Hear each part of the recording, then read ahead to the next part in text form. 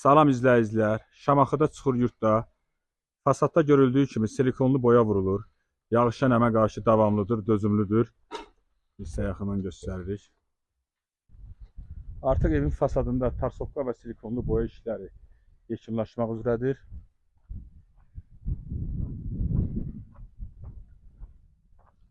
Hal-hazırda silikonlu boya işləri görülür. Evin qarşı tərəfi narıncı rəngdə boyanıb. Fasad özü isə tam olaraq ağla rəngli uyğun rəngdə boyanıb. Sizə tarsovkanın teksturasını göstəririk belə bir formada.